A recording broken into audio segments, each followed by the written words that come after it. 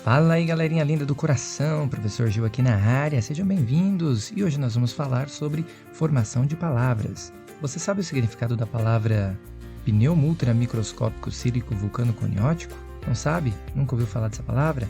Pois bem, assista o vídeo até o final que eu vou te contar. E, antes de mais nada, então, não se esqueça de se inscrever, de compartilhar, de indicar aí para os amigos, de deixar o seu like e acionar o sininho para receber as nossas notificações. A primeira coisa que a gente tem que se perguntar é, de onde vêm as palavras da língua portuguesa? Sei lá, do latim? Isso mesmo, do latim e do grego também. Pois é.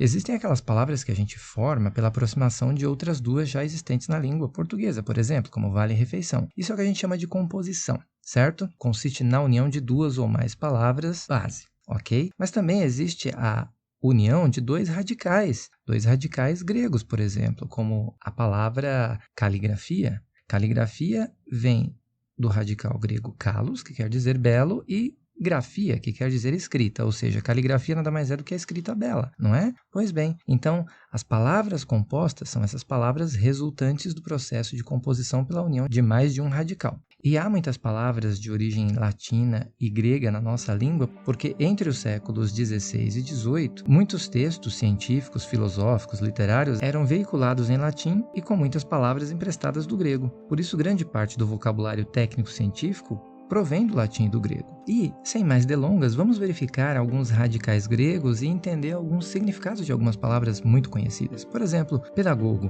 Pedagogo quer dizer o quê?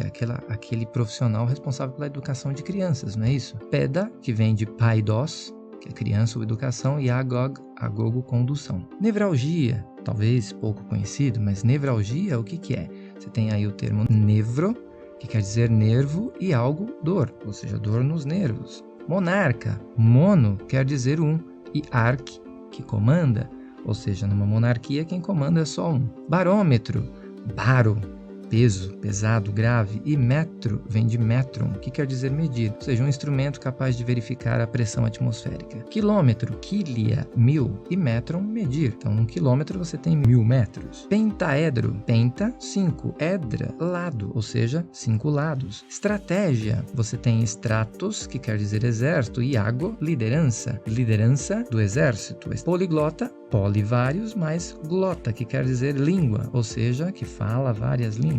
Caligrafia, kalos, belo, grafia, escrita, escrita bonita, bela. Ortografia, ortos, que quer dizer direito, e grafia, escrita, quando se escreve bem, escreve direitinho, sem erros. Heterônimo, éter quer dizer outro, e ônima, nome, então é outro nome. Homônimo, homeo, semelhante, ônima, nome, nome semelhante, um nome parecido. Pseudônimo, pseud, quer dizer falso. Ônima, nome, um nome falso, certo? Agora vamos ver os radicais latinos. Aikos, que quer dizer direito justo. Você tem a partir desse radical as palavras adequar, equação, igual. Alter, quer dizer outro. Você tem então as palavras alterar, alternância, alterado e assim por diante. Audis, audio, ouvir, auditório, audiência. Quem está no auditório está lá para ouvir. Sida, sídio, matar. Então você tem as palavras homicida, suicídio. Homo quer dizer homem. Sui, si próprio. Suicídio, matar a si próprio, atentar contra a própria vida. Cor, coração. Então você tem a palavra discórdia, misericórdia. Dis quer dizer divisão e miseri, voltado aos pobres. Discórdia, quando há divisão do coração. E se o coração está dividido, então o que existe? A discórdia. E misericórdia, quando o coração está voltado aos pobres. Também existe a expressão decor, que é memorizar. Quando você guarda no coração, você memoriza. Agri, campo, cola, cultivar. Agrícola, cultivar o campo. Escribo, escrever. Então você tem o termo escritor, escritura. Sumis, tomar, apoderar, assumir, consumir. Video, vides, ver. Evidência, vidente, evidentemente, assim por diante, certo? É importante conhecer os radicais porque a gente consegue entender melhor o significado de algumas palavras.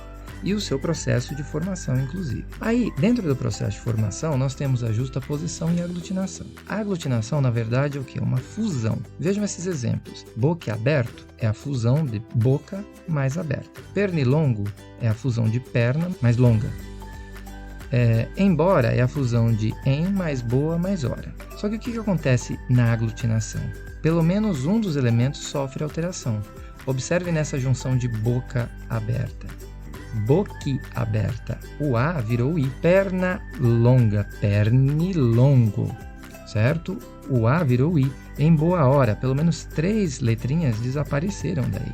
Certo? Agora, a justaposição é diferente. Justaposição quer dizer colocar ao lado de. Vejam esses exemplos. Porco, espinho. Ponta, pé. Vai, vem. São palavras que foram colocadas uma ao lado da outra e não houve nenhuma alteração, ou seja, os elementos não se alteraram. E isso é bacana, né? Então, essa é a grande diferença entre a justaposição e a aglutinação.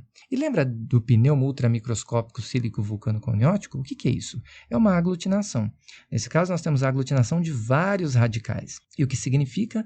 É uma doença pulmonar causada por respirar ar carregado de partículas de sílica expelidas por vulcões. E será que essa é a maior palavra da língua portuguesa? Bom, há controvérsias. Porque os especialistas dizem que, para que seja considerada a maior palavra da língua portuguesa, essa palavra precisa conter um único radical. E nesse caso, a campeã é, e continua sendo, anticonstitucionalissimamente, porque só mantém um único radical, que é constitutio, que vem do latim constitutio. Certo? Bacana, né? Pois bem, então, se você gostou, Eu sei que gostou. se inscreva, compartilhe aí com os amigos, não deixe de dar o seu joinha, o seu like, que nos ajuda bastante, e acione o sininho para receber as nossas notificações. E a gente se vê numa próxima. Bye, bye!